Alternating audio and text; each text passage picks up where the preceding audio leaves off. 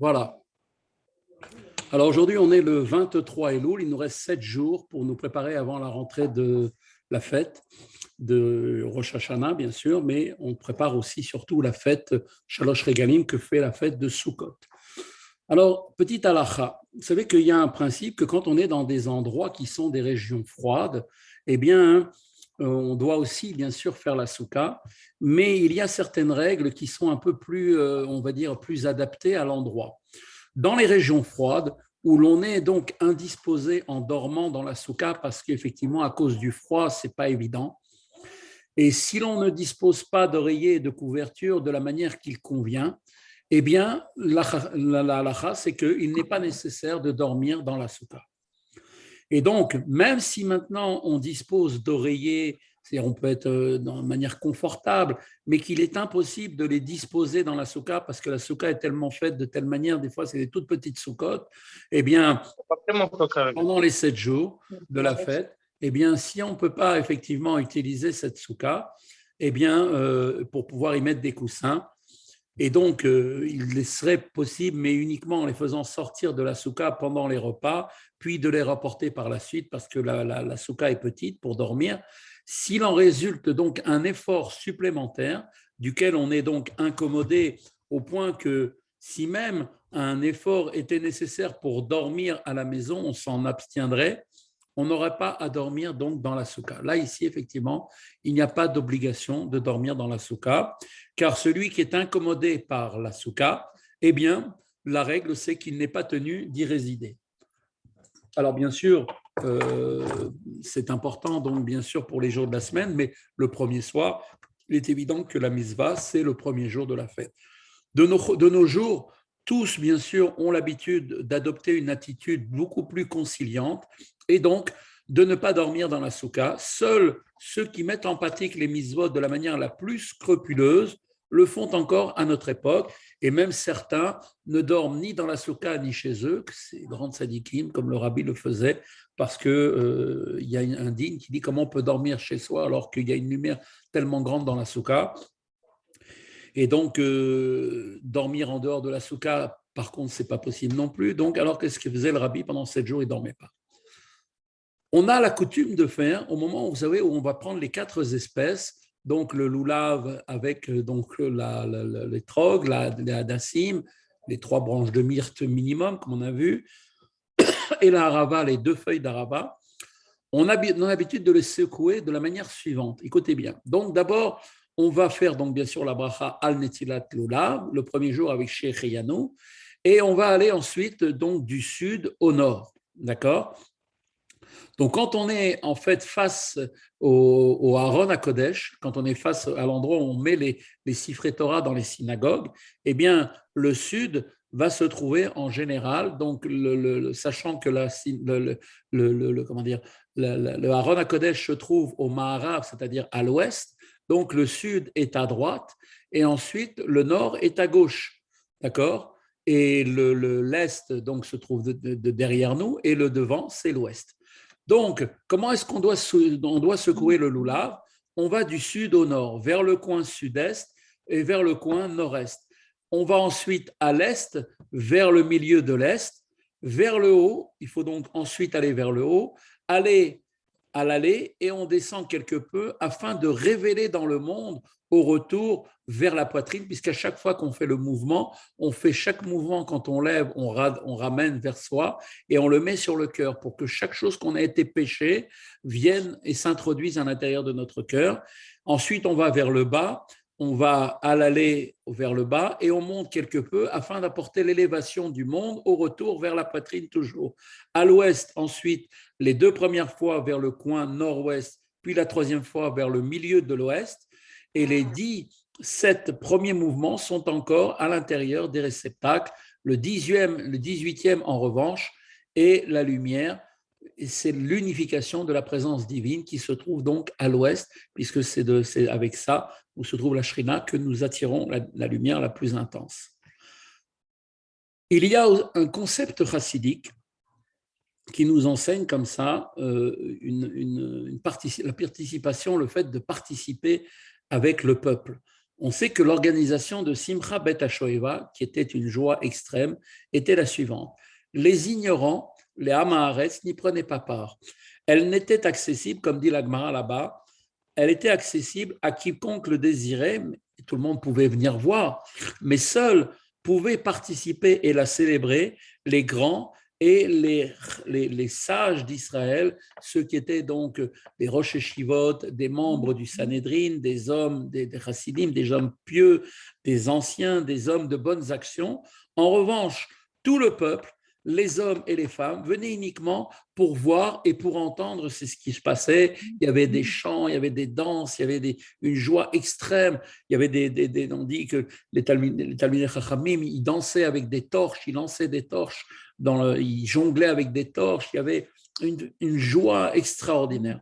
On peut cependant s'interroger à ce propos, comme d'ailleurs le fait lui-même le Rambam dans le paragraphe suivant, qui dit que la joie qu'un homme éprouve en mettant en pratique la mitzvah est une forme élevée, en fait, du service de Dieu, au point qu'il est même judicieux de punir celui qui s'abstient de cette joie.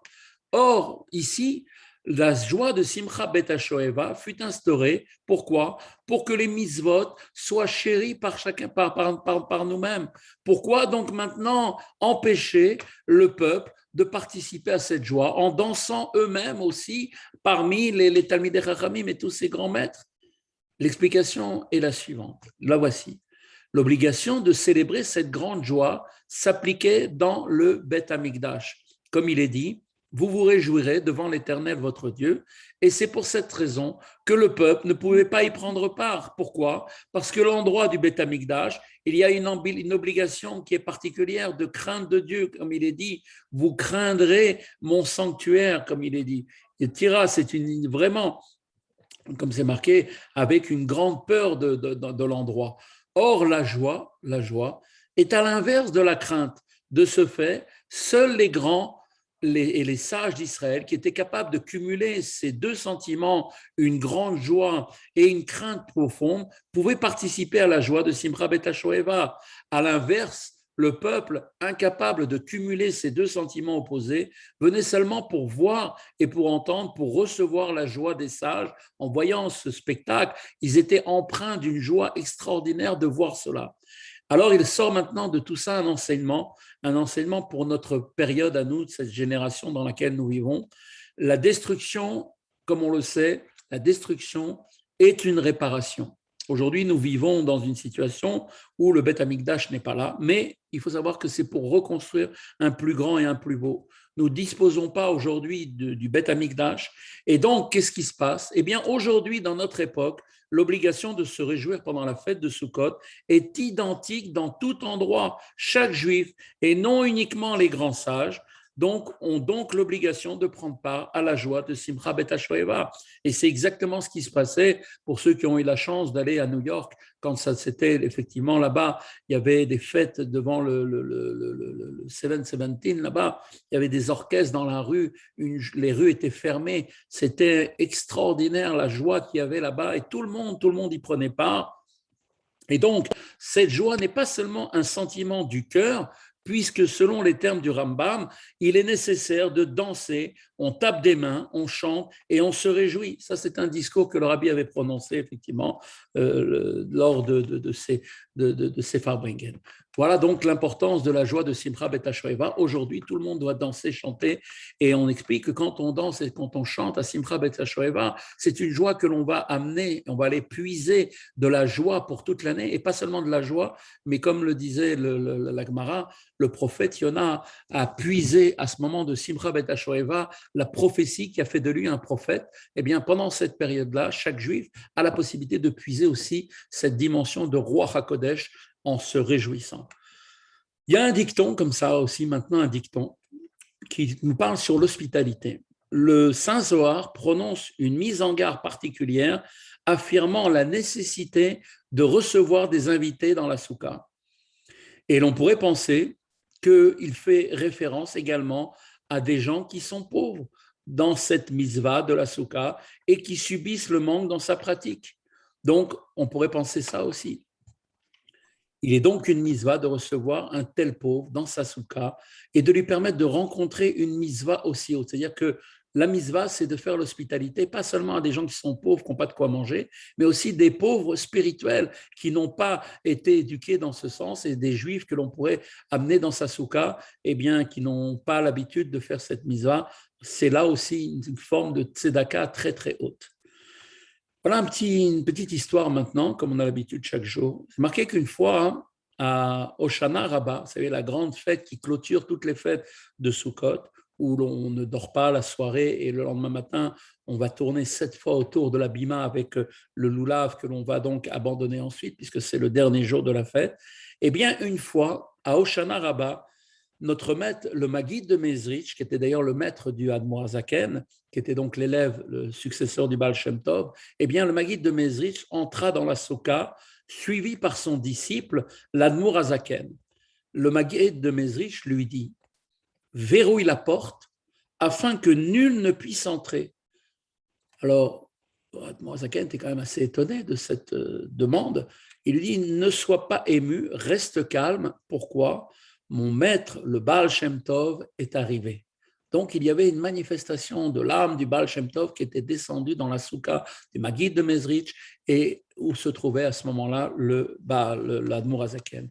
C'était la première fois, à ce moment-là, que par la révélation du Baal Shem Tov, que l'Admor Hazaken voyait le Baal Shem Tov en étant éveillé. Il avait eu des rêves déjà précédemment, mais là, c'était la première fois qu'il le voyait, donc de manière concrète, lors de cette grande fête à la clôture de Hoshana Rabbah.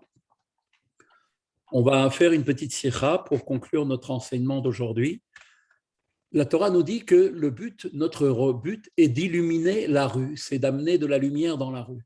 Le Zohar explique que les 7 invités qui viennent dans la soukha pendant la fête de Sukkot, qui sont Abraham, Yitzhak, Yaakov, Moshe, Aaron, Yosef et David, eh bien, ceci peut toutefois sembler difficile à comprendre. Pourquoi ces invités doivent-ils venir dans la soukha pendant la fête de Sukkot, alors que l'on n'en trouve pas l'équivalent pour les autres mitzvot et pour les autres fêtes, ni à Pessah, ni à Shavuot? Pourquoi y a-t-il cette particularité à Sukkot?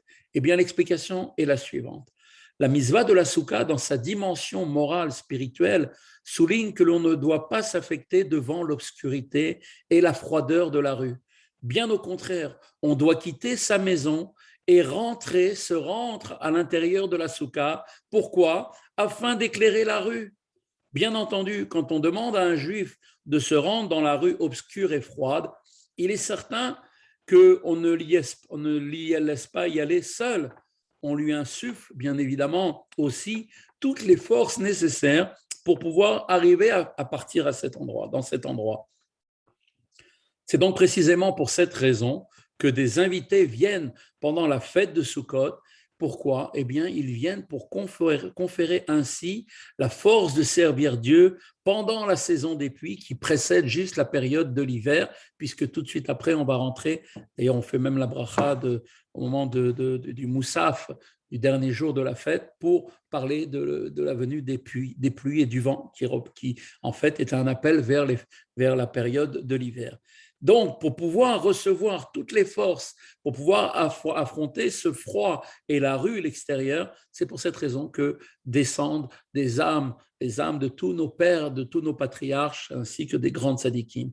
Il résulte maintenant que même si le soleil éclaire, moins fortement bien sûr puisqu'on est en automne, même si la situation est obscure et froide, il reste possible malgré tout d'illuminer la rue, et c'est ce que les invités peuvent accomplir depuis notre père Abraham, qui fit don de sa propre personne et qui ouvrit le canal lui-même de l'abnégation totale de tous les enfants d'Israël. Et il en est de même exactement pour tous les autres invités qui, chacun d'entre eux, apporte à travers le service de Dieu qu'ils ont eu dans ce monde, la capacité à ce juif de pouvoir s'attacher à la même chose. Aujourd'hui, on est donc le 23 Elul, donc dans le calendrier chassidique. En 1937, c'est en ce jour que Rabbi Meir Shlomo Janowski quitta ce monde. Il était lui-même le grand-père maternel du rabbi et il était d'ailleurs aussi le Av Beddin, le président du tribunal de la ville de Nikolaïev en Russie. Voilà, nous avons terminé le cours d'aujourd'hui. Baruch Hashem, Chazak à tous ceux qui sont venus. Que passez une bonne journée et une bonne préparation à tous dans la meilleure manière, dans Torah Mitzvot et Gmilut Rasadim. Profitez de ces jours-là qui sont chaque jour précieux. On vit les derniers moments juste avant Rosh Hashanah. On peut tout changer de notre vie. Il reste 7 jours qui correspondent à un jour de chacun des jours de la semaine.